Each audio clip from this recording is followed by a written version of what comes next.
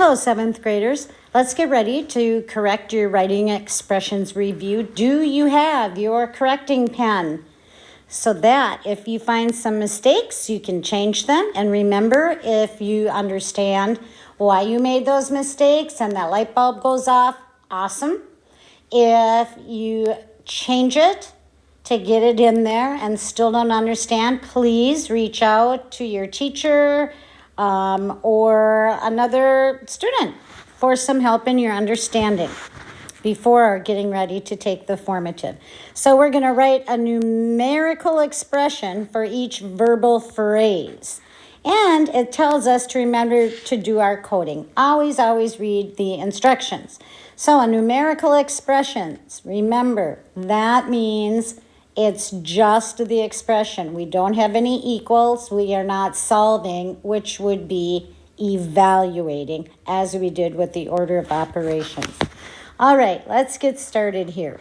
The quotient, I'm doing my decoding, means divided of 81 and 3. That and puts my division sign in, 81 divided by 3. Algebraically, if you wrote it like this, that's okay. We're going to really try to move to this way so that we've got more of our algebra typewriting in. Now on our next one, we've got 4 more than the product of 7 and 8. Ooh, I see that magic word then. So we know that it's going to move what's in front of it all the way to the end. So I've got 4 more. Does 4 more mean plus 4 or minus 4? If you put down plus 4, you are correct. Then we have the product of 7 and 8. And that's going to go in by my and. So 7 times 8, remember, this moved my plus 4 all the way to the end.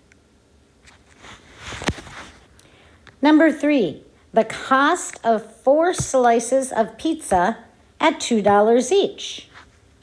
So I've got 4 slices at means multiply, $2 each. So 4 times 2. We'll talk later about maybe putting in the labels with dollar signs and such. But right now, if you have 4 times 2, that's perfect. Okay, we have number 4.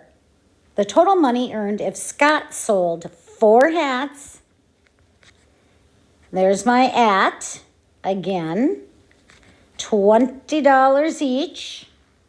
And 1 scarf for $10. We can kind of say, okay, that would be like 1 at 10, right?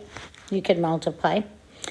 So we could write this as, I saw it written a couple ways today while kids were working. 4 times 20 plus my 1 at 10, which would be fine. Or I saw people writing it as 4 times 20 plus 1 times 10. That's okay too. It's probably not necessary to do the 1 times 10 if we're trying to get those longer problems and do less writing. In number 5, excuse me, we have the height difference between 36 and 17. Difference. Does difference mean add, subtract, multiply, or divide? If you put subtract, you are right. Between 36 and 17.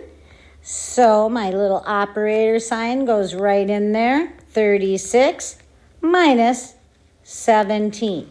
And we're on our way. Now we'll talk about expressions that have variables in them. So variables is just, we stick in a letter there because we want to be able to substitute in different numbers. at different times to solve. So now we need to write an algebraic expression. That means we'll have a variable in there. Doing our coding, and it says to use X for your variable. Read the directions, because if it doesn't tell you to use X, then you can pick the variable of your choice. In this case, it tells us. So now I've got 35 less than the number of tickets sold. The magic number. 35 less. Yep. Minus 35, and that's going to move all the way to the end. So now I've got the number of tickets sold. Ooh, I don't know how many tickets were sold. So that's going to be my X, my unknown. 'Cause I don't know. They didn't tell me. So X, remember that comes first because minus 35 is at the end. I think these are a ton of fun. All right. Now we have a number divided by 2 decreased by 5. And all of a sudden we've got this comma in here. I like to tell myself that that comma separates the problem into almost 2 separate parts. And I can put the word then in. Not then, but then. Like then this happens. So let's look for our variable. What don't we know? We don't know what number it is. Some number, a number. Divided by 2. Divided by 2. Then decreased by 5. All right. Well, let's set it up. X divided by 2, then decreased by 5. Now, after we have this set up, let's take a look. This comma tells me then to do this. So according to order of operations, would I naturally do X divided by 2 first, then minus 5? I would. So I can leave it like that. And again, if you wanted X divided by 2 minus 5, you can have that. Because we would do division before subtraction. See where the order of operation comes in very, very handy. So let's look at the next one. I spy another comma here. Another then. So it's telling me to do something first, then this. So I've got 6 more. Oh, and then I've even got a then in here. Whew. 6 more. So plus 6, then a number. Do I know what number? I don't. It's X. Multiplied by 7. All right, so I know that this plus 6 is going to go way to the end, right? So I've got multiplied by 7 first. Ooh, then plus X plus 6. You know what? To keep these two separate, I'm going to need grouping symbols. See how these grouping symbols come in now for order of operations? I want X plus 6. So this doesn't go all the way to the end. Why? Because then stops it. Beep. All right, so I've got X plus 6, I need to do first, then times 7. Super love. That's a triple love problem. Love, love, love. All right, for the next one. They're telling me 1 pint of water equals 84 cubic inches. We want to write an expression to find the number of cubic inches in any number of pints of water. Do we know how many pints we have?